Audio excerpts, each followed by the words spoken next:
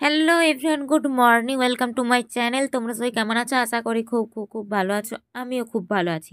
তো দেখো, আমি এখন ঘুম থেকে উঠে একেবারে ফ্রেশ হয়ে চা বসিয়ে দিয়েছি। তো গ্যাসে এখন চাটা হচ্ছে। চাটা হয়ে যাওয়ার পর আমি এখানে চাটা এখন ছেঁকে নিচ্ছি। চাটা ছেঁকে নিলাম। চাটা ছেঁকে আমি এবারে চা নিয়ে বসে পড়েছি। চা আর রুটি।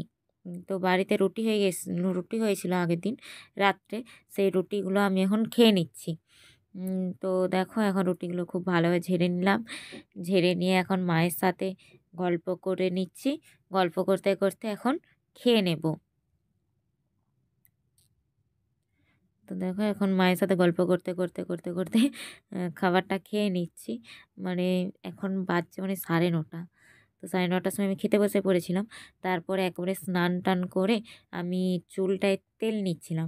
আমি চুলটায় ঠিক মতো তেল লাগাতে পারিনি বলে আমি ঠাকুমাকে বললাম, মানে বড়দির ঠাকুমা, শাশুড়ি। তো ওই ঠাকুমাকে বললাম যে, ঠাকুমা আমার চুলটা একটু তেলটা লাগিয়ে দাও, আমি ঠিক মতো চুলটায় তেলটা লাগাতে পারছি না। তো দেখো কি সুন্দরভাবে চুলটায় তেল লাগিয়ে দিচ্ছে, খুব আরাম লাগছিল। হ্যাঁ, এত সুন্দরভাবে তেলটা মাখিয়ে দিচ্ছিল চুলে। যদিও বা আমি তেল নিই না, আমি খুব কমই তেল নিই মাথায়। মানে প্রচুর যখন মাথার যন্ত্রণা হয় তখনই আমি একমাত্র চুলে তেল নিই। তার আগে আমি চুলে তেল নিইনি। তো এত সুন্দর চুলটা আরাম লাগছিল, মনে হয় আমি এখনই ঘুমিয়ে পড়ি, এত সুন্দর আরামটা লাগছিল। তারপরে একবার চুলে তেল নেওয়ার পর দুপুরবেলায় আমি চলে গেছিলাম আমাদের পেঁপে গাছে, মানে পেঁপে তুলবো সেই জন্য। তো দেখো, এখন আমি এত ঝোপঝাড়ের মধ্যে দিয়ে আমাকে ওই দূরের পেঁপে গাছটায় যেতে হবে। আর এখানে ঝোপঝাড় বলতে নানা রকমেরই গাছ লাগানো আছে।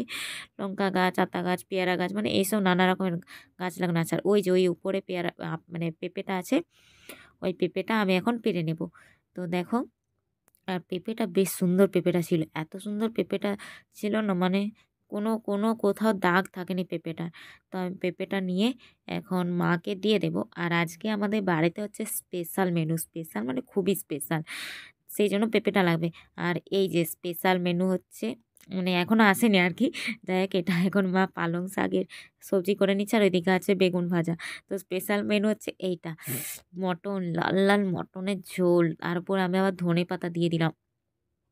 মানে দেখে এত লোভ লাগছিল যে বলার না। মানে লাল লাল মটনের ঝোল খেতে তো খুবই সুন্দর লাগে, তারপর যদি রান্নাটা হয় খুব সুন্দর, তাহলে তো আর বলার কথা নয়।